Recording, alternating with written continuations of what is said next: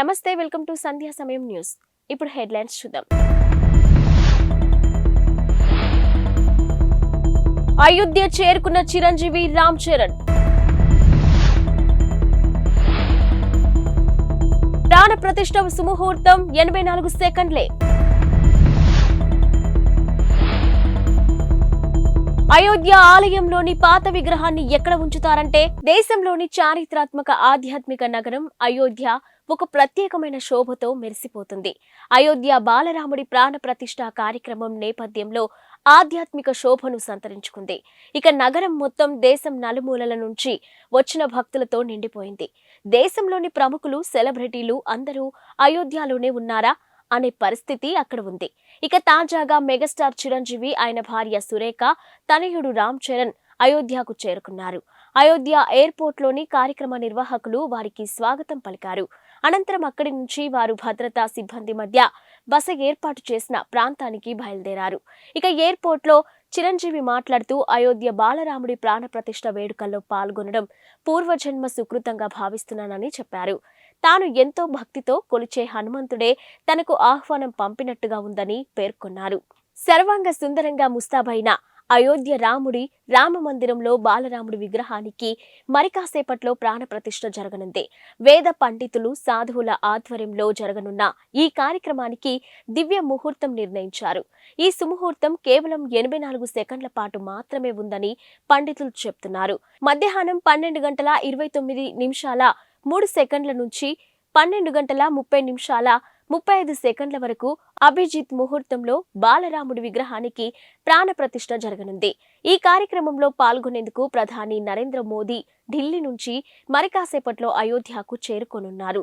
ఉదయం 10:25 అయోధ్య చేరుకొని వివిధ పూజా కార్యక్రమాలలో పాల్గొంటారు. ప్రాణ ప్రతిష్ఠ కార్యక్రమంలో భాగంగా 150 మంది సాధువులు, మత గురువులు, 50 మంది ఆదివాసీ తెగలకు చెందిన ప్రతినిధులు పాల్గొనున్నారు. ఇక వీరితో పాటు వివిధ రంగాలకు చెందిన ప్రముఖులు, కరసేవకుల కుటుంబ సభ్యులు సహా ఆహ్వానం అందుకున్న 7,000 మంది అతిథులు అయోధ్య చేరుకున్నారు.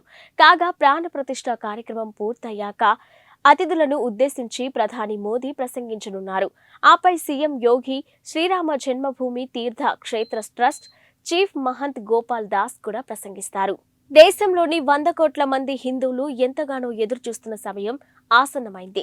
ఇక శతాబ్దాల కళ, దశాబ్దాల పోరాటం తర్వాత రామ మందిర సుదీర్ఘ కళ నెరవేరబోతుంది.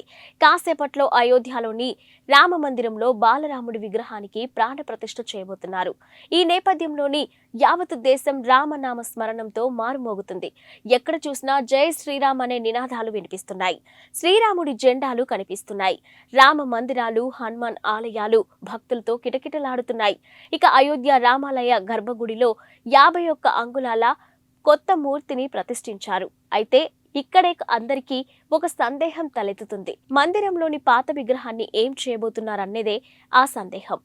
ఇక ఈ సందేహాన్ని శ్రీరామ జన్మభూమి తీర్థ క్షేత్ర ట్రస్ట్ కోశాధికారి గోవింద్ దేవ్ గిరి నివృత్తి చేశారు. ఇక పాత విగ్రహం ఎత్తు 5-6 అంగుళాలు మాత్రమేనని, 25 నుంచి 30 అడుగుల దూరంలో ఉన్న వారికి ఆ విగ్రహం సరిగ్గా కనిపించదని ఆయన చెప్పారు.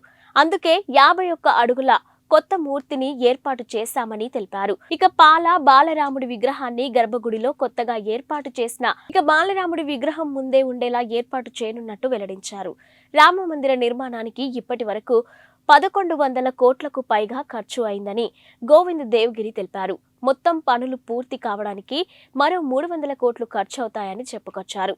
టాలీవుడ్ సూపర్ స్టార్ మహేష్ బాబు ఇటీవల జర్మనీ వెళ్లడంపై రకరకాల ఊహాగానాలు వినిపించాయి.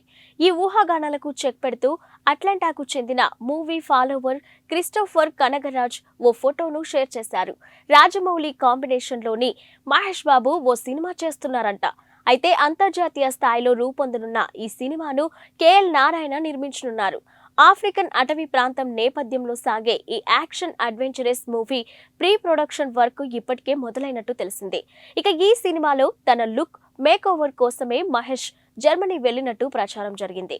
తాజాగా జర్మనీలో ఉన్న మహేష్ బాబు ఫోటోను షేర్ చేసిన ట్విట్టర్ యూజర్, మహేష్ ప్రస్తుతం జర్మనీలో బ్రెన్నర్స్ పార్క్ హోటల్ స్పాలో డాక్టర్ హ్యారీ కోనింగ్ పర్యవేక్షణలో శారీరక దృఢత్వానికి శిక్షణ పొందుతున్నట్టు రాసుకొచ్చారు. అయోధ్య రామ మందిర ప్రారంభోత్సవంలో పాల్గొనే అవకాశం రావడంపై ప్రముఖ సినీ నటుడు చిరంజీవి హర్షం వ్యక్తం చేశారు.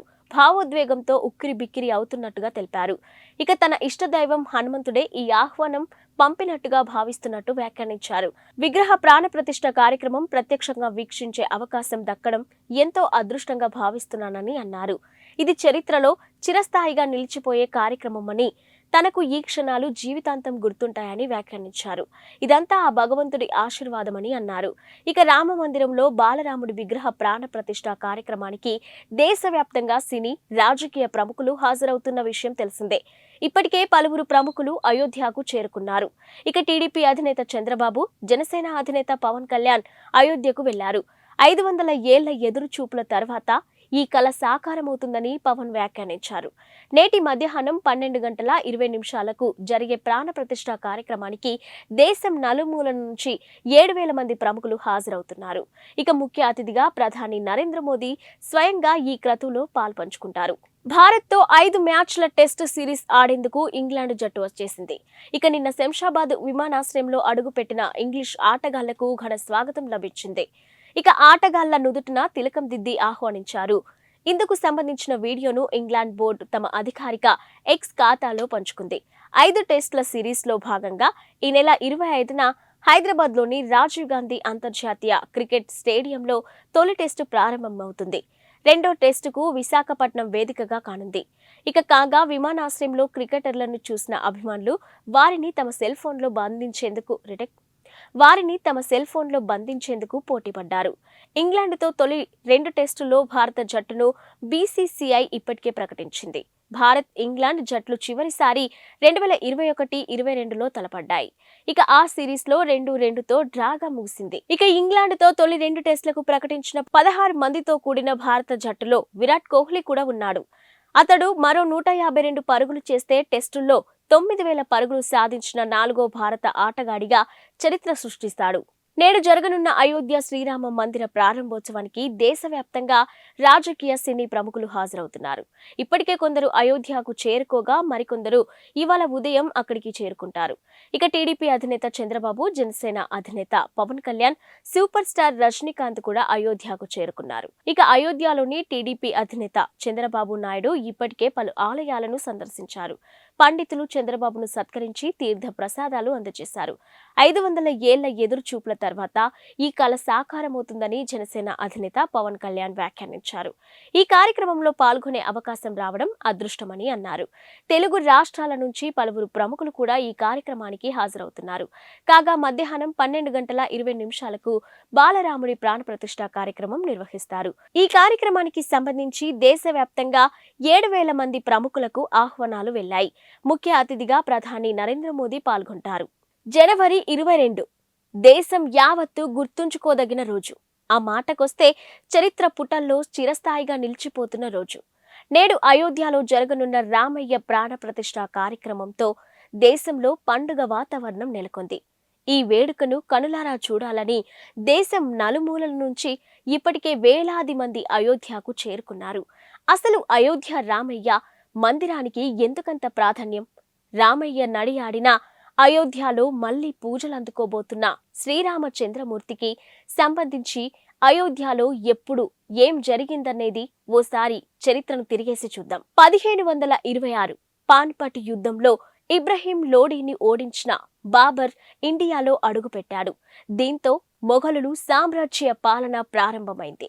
ఇక అతడి జనరల్లోని ఒకరు ఈశాన్య భారతదేశాన్ని జయించిన సమయంలో 1528లో అయోధ్యలో పెద్ద మసీద్ను నిర్మించి దానికి బాబ్రీ మసీదుగా పేరు పెట్టి బాబర్ను ప్రసన్నం చేసుకున్నాడు. ఇక మసీదు వెలుపల హిందువులకు పూజించే వెసులుబాటు కల్పించారు. ఇటీవలే టీడీపీని వీడి వైసీపీలో చేరిన విజయవాడ ఎంపీ కేశినేని నాని నిన్న అమృత్సర్లోని పవిత్ర సిక్కు ఆలయం గోల్డెన్ టెంపుల్ ను సందర్శించారు. స్వర్ణ దేవాలయం వద్ద కుటుంబ సభ్యులతో కలిసి తీసుకున్న ఫోటోను షేర్ చేసిన నాని గత సాయంత్రం ఆలయాన్ని సందర్శించి అందరూ ఆరోగ్యంగా, సంతోషంగా, సుఖ సంతోషాలతో ఉండాలని ప్రార్థనలు చేసినట్టు తెలిపారు. గత కొంతకాలంగా టీడీపీతో అంటిముట్టనట్టుగా ఉంటున్న నాని ఇటీవల ముఖ్యమంత్రి వైఎస్ జగన్ సమక్షంలో వైసీపీలోకి చేరారు. ఆ వెంటనే టీడీపీ అధినేత నారా చంద్రబాబు నాయుడుపై తీవ్ర వ్యాఖ్యలు చేశారు.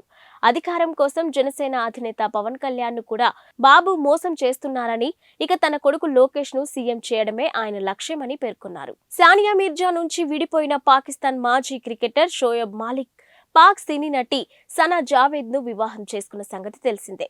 ఇక ఈ నేపథ్యంలో విడాకుల వ్యవహారంపై సానియా మీర్జా కుటుంబం స్పందించింది. పాకిస్తాన్ నటిని పెళ్లాడిన షోయబ్ జీవితం సాఫీగా సాగాలని ఆకాంక్షిస్తూ షోయబ్తో సానియా విడాకులు ఎప్పుడు తీసుకున్నది వెల్లడించింది. వారిద్దరూ కొన్ని నెలల క్రితమే విడిపోయినట్టుగా స్పష్టం చేసింది. సానియా ఎప్పుడూ తన వ్యక్తిగత జీవితంలో గోప్యత పాటించదని, కానీ ఇప్పుడు ఓ విషయాన్ని బయట పెట్టాల్సిన అవసరం ఉందని పేర్కొంది. సానియా మీర్జా షోయబ్ కొన్ని నెలల క్రితమే విడాకులు తీసుకున్నట్టు స్పష్టం చేసింది. షోయబ్ కొత్త ప్రయాణం సంతోషంగా సాగాలని సానియా ఆకాంక్షించినట్టు తెలిపింది. తమ గోప్యతను గౌరవించి ఊహాగానాలకు దూరంగా ఉండాలని అభిమానులను సానియా కుటుంబం అభ్యర్థించింది. ఇవి ఇప్పటివరకున్న బులెటిన్ అప్డేట్స్. Keep watching.